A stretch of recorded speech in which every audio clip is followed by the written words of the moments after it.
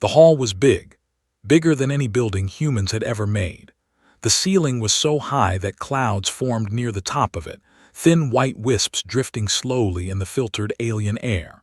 The walls were carved from black stone pulled from the cores of dead planets, and the light inside came from burning gas trapped in long tubes of glass.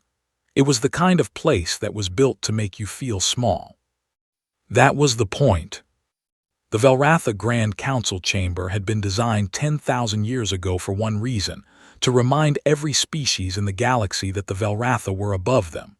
The seats inside were made from the bones of kings from 40 different worlds. The floor was polished with the dust of moons they had shattered just to prove they could. Everything about this place was a message. Everything said, "We are old, we are powerful, and you are nothing." Today, that message was going out to the whole galaxy.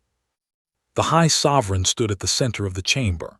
He was tall, 3 times the height of a human, with 8 limbs and skin the color of dark ash. His eyes were yellow and wide, and they never blinked.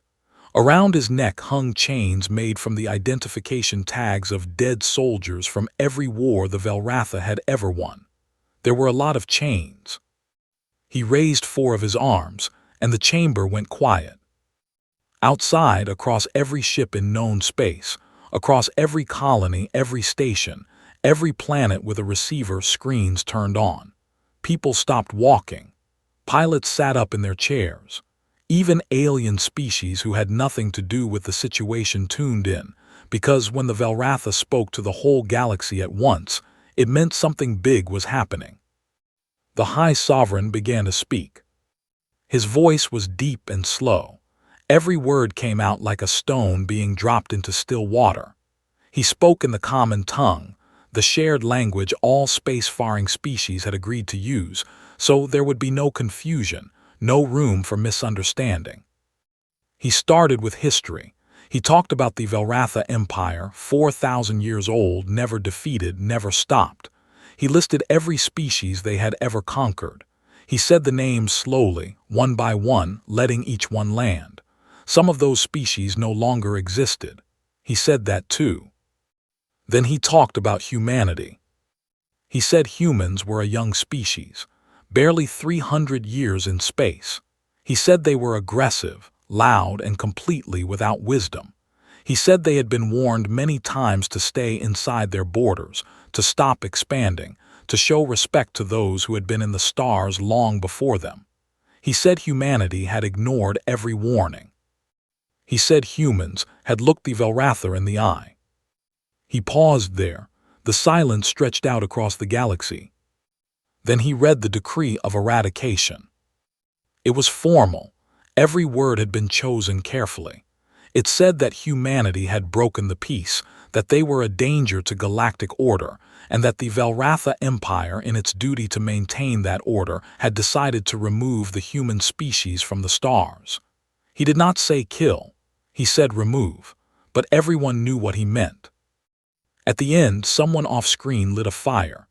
Into that fire, they dropped a piece of cloth, the banner of the Human Defense Coalition, the blue and white flag that flew over every human colony. It burned quickly.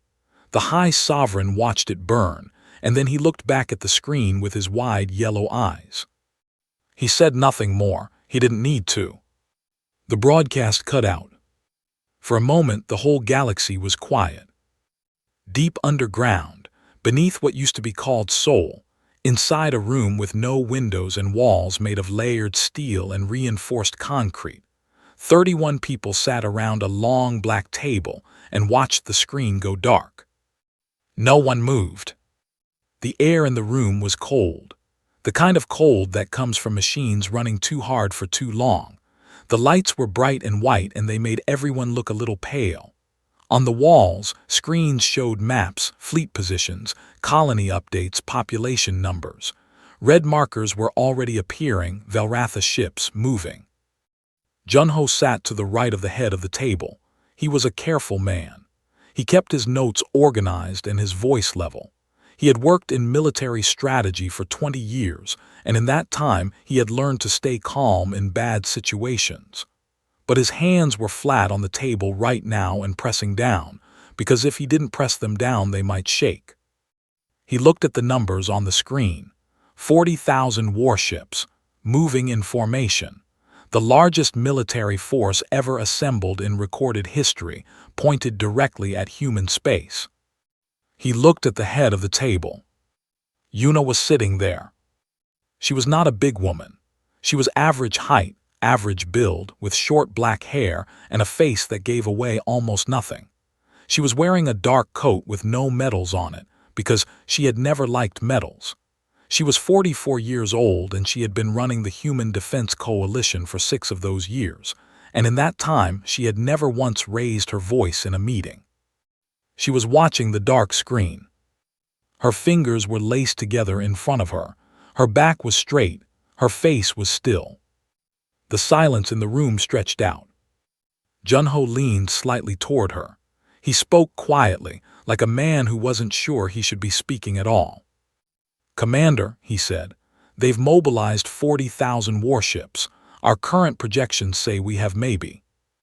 Yuna raised one hand, just slightly, just enough. He stopped. She kept looking at the screen for another moment. Then she closed her eyes. Then she opened them. "Good," she said. It was barely loud enough to hear. She said it like someone who had just been told that a long-delayed train was finally arriving. Not afraid, not surprised, quiet, like something had been confirmed. The room stared at her. She unclenched her hands, pressed both palms flat on the table and stood up. She smoothed the front of her coat. She looked around the room once, not to reassure anyone, just to see who was there. "Get Dohun out of his lab," she said. "Tell him he has a blank check. Everything he asked for he gets it. No more waiting." She picked up the small data pad from the table in front of her. "Wake up T-Sung. Tell him the war he's been waiting for is here." She walked toward the door. "And tell Rena to start moving her people." She paused at the door with her back still to the room. "We have work to do," she said. Then she walked out. Behind her no one spoke for a long moment. Then slowly the room began to move, people standing, screens changing, voices starting low and then rising. Somewhere down the hall a door slammed open. Somewhere else an alarm that had never been activated in 6 years finally turned on. The war had been announced, and the woman who had been waiting for it had already started planning the end of it. The lab smelled like burned metal and old coffee. It always smelled like that. Dohun had been working in this underground facility for 11 years, and in 11 years he had never once opened a window because there were no windows. He had never taken a proper vacation. He had eaten most of his meals at his desk. He had slept on a narrow cot in the corner of his office more times than he could count, and he had done all of this without complaint because the work was interesting.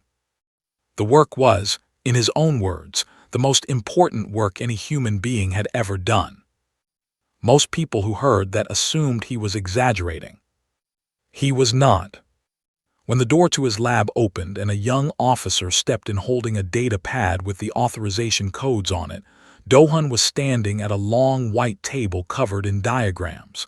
He was a thin man with tired eyes and ink on 3 of his fingers. He looked up. He looked at the authorization codes. He looked at the officer's face. Then he sat down on the floor.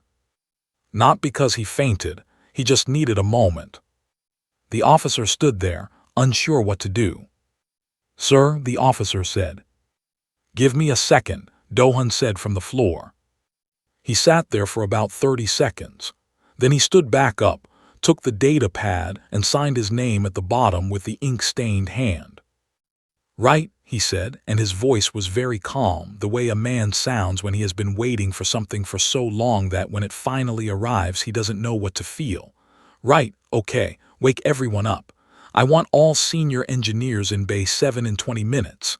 He was already walking to the door. "And someone bring me coffee, real coffee, not the powder." Bay 7 was at the bottom of the facility, 5 floors underground. It was the size of a small town. When Dohun walked in and the lights came on, not the regular lights but the full lights, the ones that required special authorization, The engineers who had followed him stopped walking. The bay was full. Row after row of weapon systems, all covered in gray protective sheeting. Hundreds of them, maybe thousands. Long metal shapes, curved shapes, spherical shapes. Some were small enough to hold in both hands. Some were the size of buildings. Everything was organized, numbered, and labeled in small black text that was too small to read from the door. One of the engineers, a woman named Hyemi, who had been working on kinetic systems for 8 years, walked slowly to the nearest covered object and pulled back a corner of the sheeting. She looked at what was under it. She put the sheeting back carefully. Then she turned around and looked at Dohun. "How long?" she asked. 11 years, he said. She nodded slowly. "Does the commander know all of this is down here?" "She built it," Dohun said. "She just needed them to declare war first before she could use it." Yuna had started planning Project Last Word 15 years ago, not as a hope, not as a maybe, as a certainty. She had studied the Velvratha the way you study a storm that is still far away but definitely coming. She had read everything, their history, their tactics, their psychology, the way their leaders thought, the way their military moved, the things they valued and the things they feared. She had built models and run simulations and asked hard questions that no one else wanted to ask yet, like, what happens if they decide to stop warning us and start shooting? Everyone else had said that wouldn't happen. Diplomacy was still possible.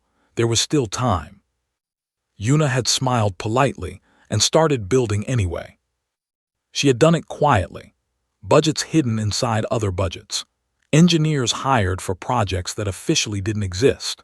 Factories in 3 separate star systems running night and day, making things that were not put into any public record. She had moved slowly and carefully because she knew that if the Velvratha found out what she was building before she was ready, everything would fall apart. She had called it Project Last Word because she intended it to be exactly that. The last word in any conversation the Velvratha tried to start. Now the conversation had started. T-Sung was in a gym when they found him. He was doing pull-ups. He was 51 years old and he could do 40 of them without stopping, which was something he was quietly proud of. He had served in the Human Defense Fleet for 28 years. He had been in 6 border conflicts and 2 full engagements with Velvratha scouting forces. He had a long scar down his left forearm from a piece of shrapnel he had kept as a reminder, and he had short gray hair that he kept neat out of habit, not vanity. When the message came through, he dropped from the bar, dried his hands on a towel and read it once. Then he read it again. He didn't say anything dramatic. He just nodded once, like a man who had been told the weather was finally changing. "Get my command crew together," he told his aide, "and get me a ship assignment, something fast." Rena was already moving before anyone called her. She had been watching the broadcast from a small room in a station near the outer edge of human space, and when the High Sovereign finished reading the decree of eradication, she had turned off the screen, stood up, and started packing. She didn't need orders. She knew what came next, because she and Yuna had written it together 3 years ago, sitting in this same small room with a pot of cold tea between them. She had people in Velvratha space, 23 of them placed across 11 different locations. Some had been there for 5 years. Some had been there for 8. They had built lives there, fake names, fake histories, real friendships. They had learned the language perfectly. They had gotten jobs in places that mattered, fuel depots, communication relays, supply stations. They had been waiting. Rena sent a single coded message, 2 words. It had been agreed on years ago. It meant begin. Back in the war room, Junho was going through numbers, fleet positions, supply chains, estimated Velvratha travel times. He was building a timeline on the screen in front of him, trying to figure out exactly how much time they had before the first contact. He found Yuna standing at the far end of the room, looking at a large map of human space. She had a cup of coffee in one hand and she was very still. "The Velvratha think we're panicking right now," Junho said, coming to stand beside her. Their intelligence reports probably show civilian broadcasts full of fear. Their models are probably predicting that we send a desperate counteroffer within the next 72 hours. Yuna looked at the map. Let them think that, she said. Their advance fleet is moving faster than we expected, he continued. 12,000 ships. They'll enter our outer territory in 9 days. I know. Junho was quiet for a moment. The other alien species watching all of this, the ones the Velvratha have been keeping under their thumb, they think this is over for us. Most of the signals we're picking up from neutral space are, he searched for the right word, sad. They feel sorry for us. Yuna said nothing. Junho looked at her. Aren't you going to say anything? She took a sip of coffee. She looked at the map for a moment longer. Then she looked at him. In 9 days, she said quietly, the galaxy is going to learn something new about us. She handed him a file. It was thick. He opened it and started reading, and as he read, the color left his face slowly, the way the sun goes down gradually and then all at once. When he looked up, she was already walking away. He looked back down at the file. He understood now why she had said *good. The Velvratha High Admiral's name was Verk, and he had never lost a battle. He had commanded fleets for 30 years. He had crushed rebellions on 9 planets. He had broken 3 separate coalitions of smaller species who had foolishly decided to stand together against the Empire. Every campaign he had ever run had ended the same way, with him standing on the bridge of his flagship, looking at the wreckage of whatever had tried to stop him, calm and satisfied in the way that only complete victory can make you feel. He was not worried about humans. He stood at the front of his bridge and watched the 12,000 ships of the advance fleet move through space in clean, perfect formation. His flagship alone was 6 kilometers long. Around it, destroyers and carriers moved in organized rows, and behind those came the supply ships and troop transports. It was, by any measurement, an overwhelming force. The humans had nothing like this. Their ships were smaller. Their fleet was scattered across a wide area of space, guarding colonies and stations in every direction. When Verk's intelligence team had mapped the human defensive positions, they had laughed. There was no wall, no concentrated line, just scattered ships spread too thin, trying to cover too much space. It would be easy, it would be fast. A junior officer came to stand beside him. Admiral, scanners are picking up human vessels at the edge of the Daran system. They appear to be retreating. Verk looked at the screen. Several small clusters of human ships were moving away from the advance fleet's path, not fighting, not holding position, running. He made a sound that was close to a laugh. Follow them, he said. Don't let them get away. I want this done quickly. On the bridge of the Steady Hand Asterisk, Commander Tsung sat in his chair and watched the Velvratha fleet follow his decoy squadrons. He was quiet. His crew was quiet. Everyone on the bridge knew what was happening, what they were doing, what it required, what came next. They had trained for this exact scenario 14 times over the past 2 years. Tsung had personally designed the drill. He had made them run it until it was automatic, until every person on every ship involved could do their job in their sleep. They're following, his navigation officer said. Of course they are, Tsung said. He watched the screen. The Velvratha fleet was large and it was fast and it was very confident. That confidence was the thing Yuna had counted on. Arrogant forces move without checking corners. They follow what's in front of them. They assume that anything running away from them is running because it's afraid, not because it's leading them somewhere. The decoy squadrons were leading them into a region of space between 2 dead star systems, twin stars that had burned out long ago, leaving behind 2 massive gravitational bodies and a corridor of space between them. The corridor had no colonies, no stations, no traffic. It had been empty for years. It had been empty because Yuna had quietly made sure no one used it. Inside, hundreds of asteroids drifting through that corridor, rocks that had floated there for millions of years, looking completely natural, were machines. Dohun's machines. Stored carefully, kept cold, kept still, kept silent. Waiting. "How far are we from the entry point?" Tsung asked. 4 minutes, his officer said. Tsung leaned back in his chair and crossed his arms. "Tell the decoy squadrons to slow down just a little," he said. "Give the Velvratha time to get deep inside before we close the door." High Admiral Verk noticed the human ship slowing and smiled. "They're losing their nerve," he said. "They don't know which way to run." He turned to his weapons officer. "Begin targeting the lead clusters. Let's finish." The message came from 6 jumps behind them. It was not a voice transmission. It was just a signal, a location ping from one of their resupply stations, followed immediately by nothing. The station had gone offline. Then the next one. Then the next. Verk turned slowly. "What just happened to our supply lines?" he said. No one answered because no one knew yet. The answer was that Rena's people, 23 men and women who had spent years living inside Velvratha space, working inside those stations, learning every access code and bypass, had done their job in the space of 4 minutes. Every fuel relay station between the advanced fleet and Velvratha home space was gone. Not damaged. Gone. The door behind them had just closed. Then the asteroids opened. The drones came out in silence.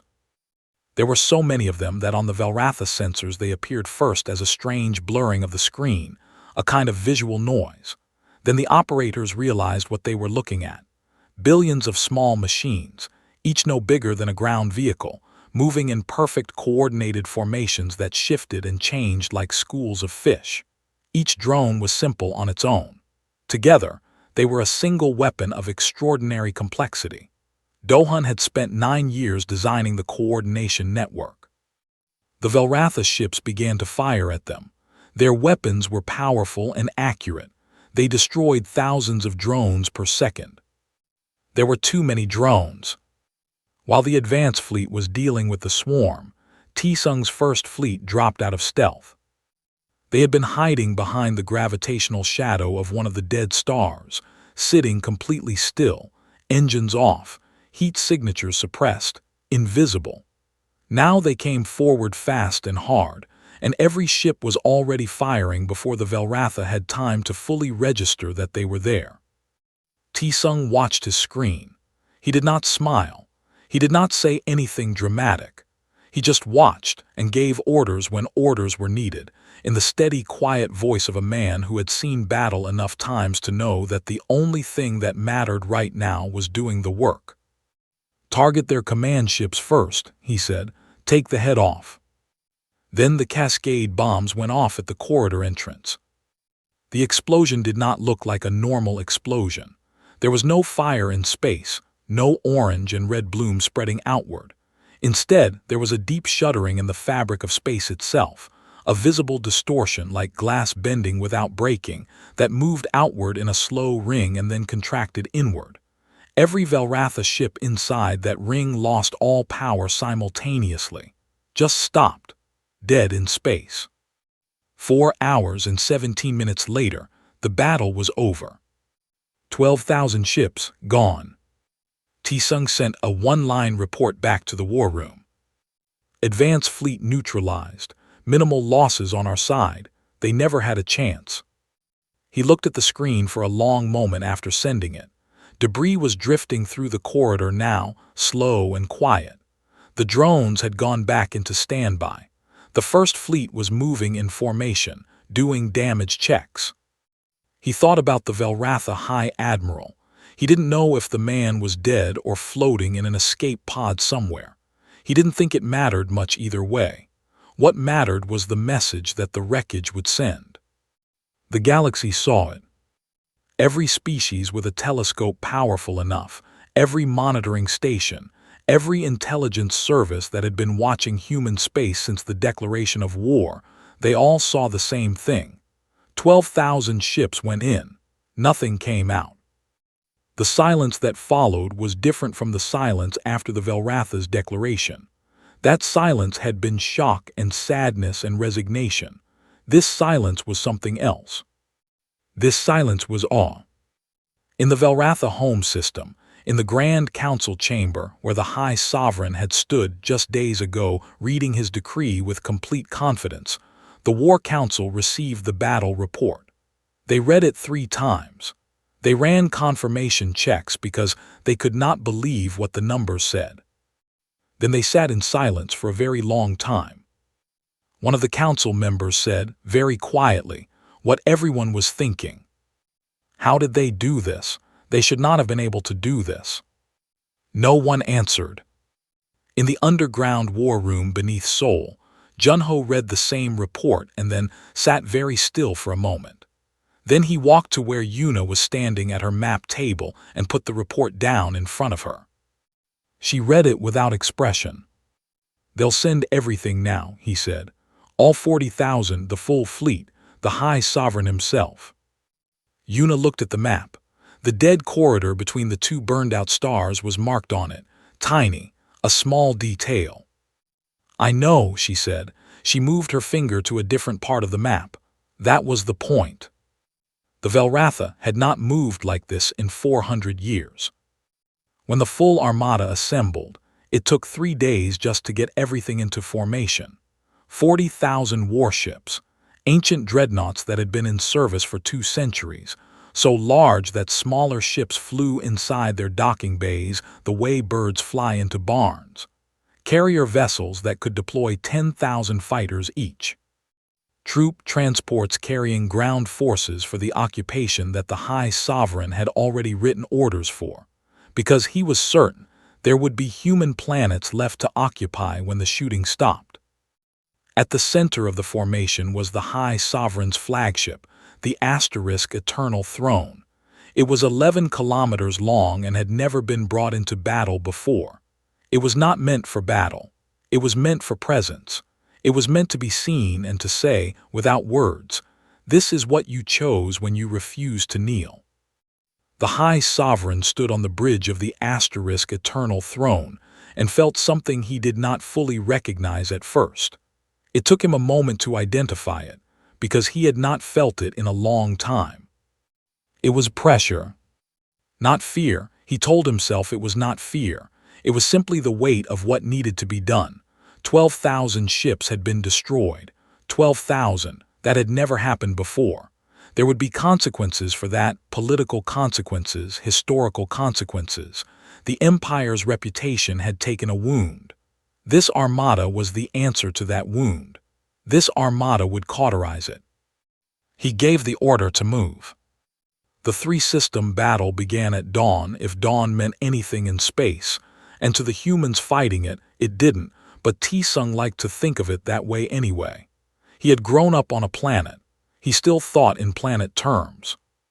He was on the bridge of his new flagship, the Iron Ground Asterisk, when the long-range sensors picked up the full armada dropping out of jump space. The number that appeared on the screen made his navigation officer go very still. 40,216 vessels, the officer said. T-Sung looked at the number. He had known it was coming. He had been told it was coming. Knowing a thing and seeing the number on a screen were different things, and for exactly 3 seconds he let himself feel the weight of it. Then he picked up his command headset and said, "All ships, this is Commander T-Sung. They are here. You have trained for this. You know what to do. Let's get to work." The human fleet was smaller, much smaller, but it was fast and it was spread across 3 star systems in a pattern that looked, to the Velvratha, like scattered desperation, and which was, in reality, a web. The first engagements were brutal and close. Velvratha dreadnoughts came in with overwhelming firepower, and the human ships did not try to fight them head-to-head. They moved fast, hit from angles, broke formation, and reformed somewhere else. They fought like water, always moving, always finding the lowest point, never staying where the enemy expected them to be. T-Sung personally commanded the central group, and in the 3rd hour of battle, When a Velvratha dreadnought twice the size of the asterisk iron-ground asterisk locked weapons on him, he did not retreat. He pushed forward. He pushed his ship directly toward the dreadnought, closing distance so fast that the bigger ship's weapons couldn't track him properly, and he fired every forward cannon at point-blank range into the dreadnought's underside where the armor was thin. The impact threw everyone on his bridge sideways. His left arm hit the edge of his console hard enough to fracture something. He could feel it, but he did not stop giving orders. The dreadnought broke in half. "Hit confirmed," his weapons officer said, voice tight. "Find the next one," Tsung said. 3 systems away, Dohun was not in a lab. He was in a deep bunker on a small moon, sitting in a chair in front of the most complicated control panel he had ever designed, which was saying something because he had designed a lot of complicated control panels. Around him sat 12 other engineers, all watching their own screens, all quiet, all focused. The control panel was connected to something that the Velvratha did not know existed. 200 mass driver cannons, buried inside the moons and dead planets of Velvratha territory itself. Rena's operatives had installed them over a period of 6 years, small teams, moving at night, working in the deep rock of places nobody ever went. The cannons were not the biggest weapons ever made, but 200 of them, firing at the same moment at carefully selected targets, power stations, military shipyards, jump gate relay points, would do something much more significant than physical destruction. It would tell the Velvratha that their home was not safe. That was the thing Yuna had understood about the Velvratha psychology from her years of study. They were not afraid of dying in battle, but they had never, not in 4,000 years, had to worry about their home ground. Their empire was the foundation they stood on. Take the feeling of safety from that foundation, and something broke inside them that weapons couldn't fix. Dohun watched the battle feeds. He was waiting for Yuna's signal. The High Sovereign opened a direct channel to the human fleet at the 6-hour mark of the battle. It was not common for a head of state to do this, to speak during an active engagement, but he wanted to speak to whoever was in charge. He wanted to look them in the eye. The face that appeared on his screen was a woman's face, calm, still. She looked like she was doing paperwork. He felt the pressure again, stronger this time. "I know who you are," he said. "You built all of this, you prepared all of this." Yuna said nothing. "You understand that this changes nothing," he said. "We have 40,000 ships. You cannot win by cleverness alone. Numbers are real, mass is real." "Yes," Yuna said. He waited for her to say more. She didn't. "You are an intelligent species," he said, and he chose the word species carefully to remind her that she was one small part of something he was about to end. Intelligent enough to understand when something is over. Yuna looked at him. Her face did not change. "You've been in this galaxy for 4,000 years, she said. Her voice was even, like she was explaining something to a student. "In those 4,000 years, you have conquered 81 species. You have ended 11 of them completely. You have never lost a war." He said nothing. "We," she continued, "almost wiped ourselves out twice before we left our own planet. We have survived ice ages and plagues and things we did to ourselves that were worse than anything an enemy ever did to us.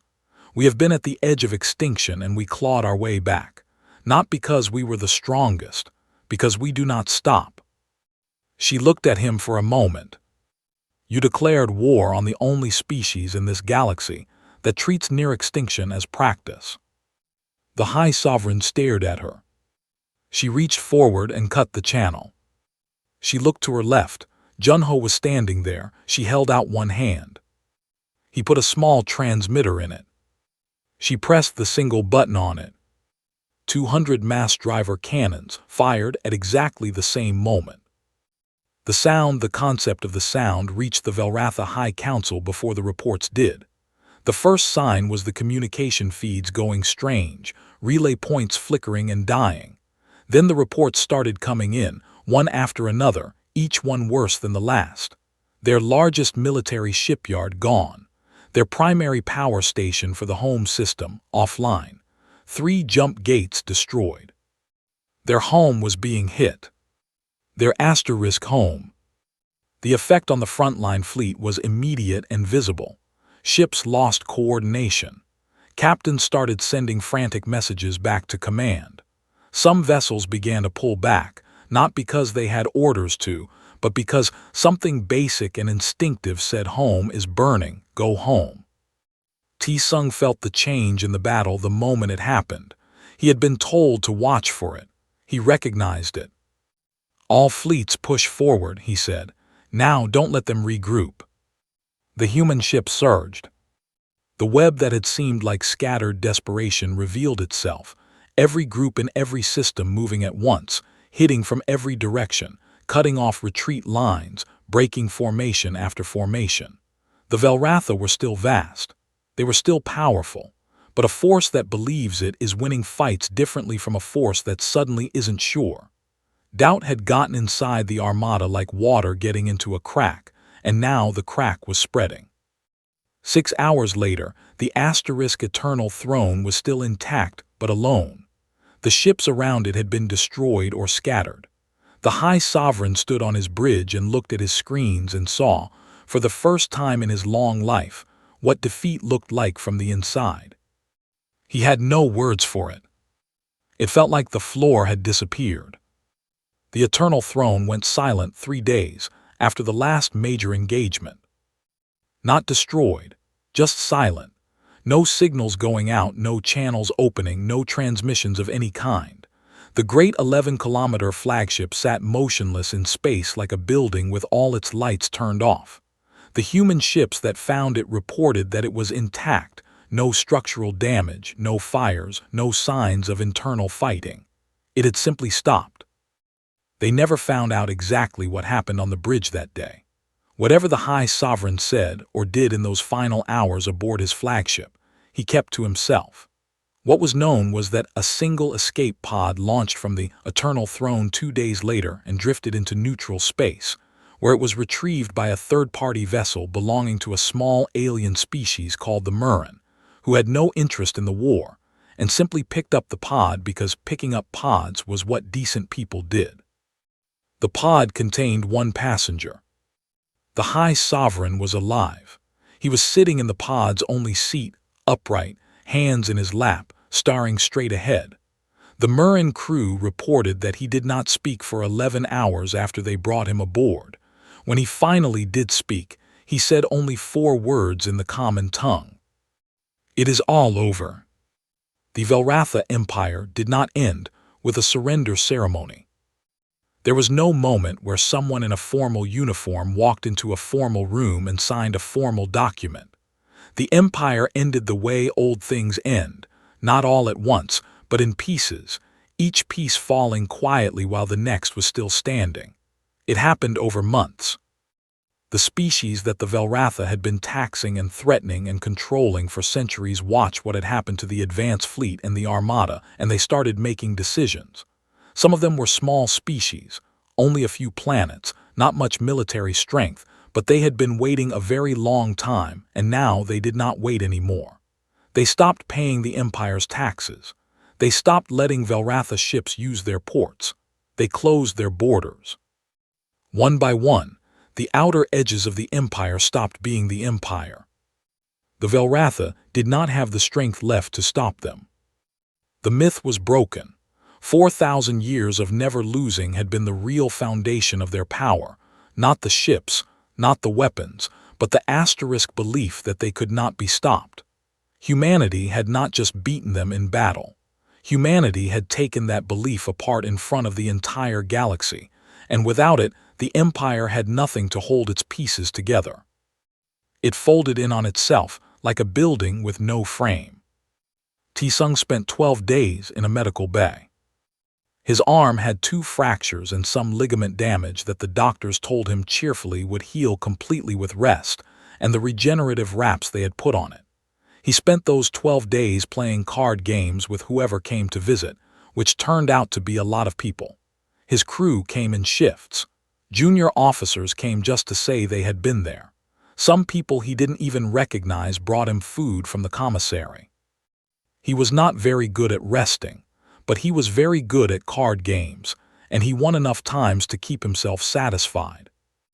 On the 9th day, a message came through from Yuna. It was short as all her messages were. It said, "Good work, take the full leave, you've earned it." He read it twice. He thought about sending a reply. Then he decided the best reply was to win the card game he was currently in the middle of, which he did.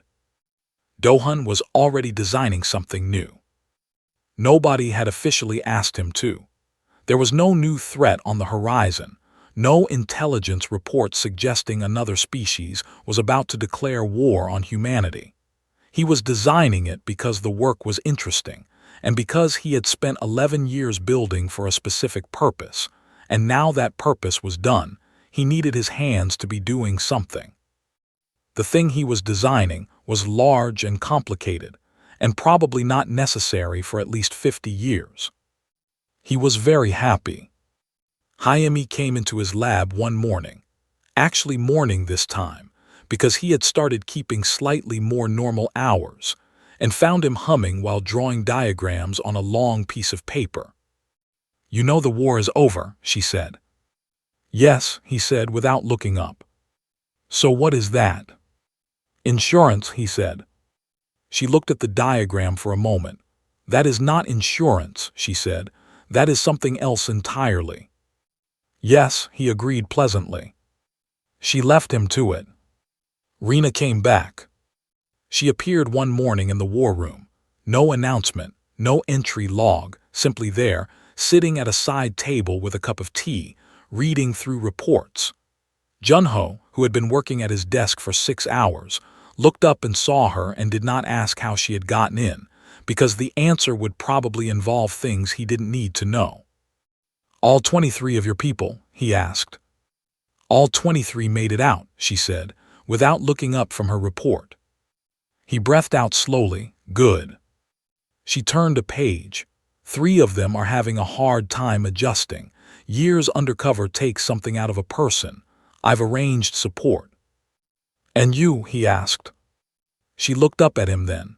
She had a face that was very hard to read, which was probably a professional requirement. She considered his question for a moment. "I'm fine," she said. "I'm always fine." He wasn't entirely sure he believed her, but he nodded and went back to his work. The messages from other species started arriving in the 4th week.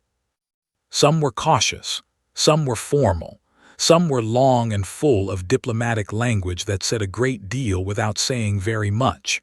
But the meaning underneath all of them was the same. "We watched what you did. We would like to talk." 43 civilizations in the first month. Then more. Species that had been under the Velvratha's control for generations. Species that had stayed carefully neutral and now felt that neutrality was no longer enough.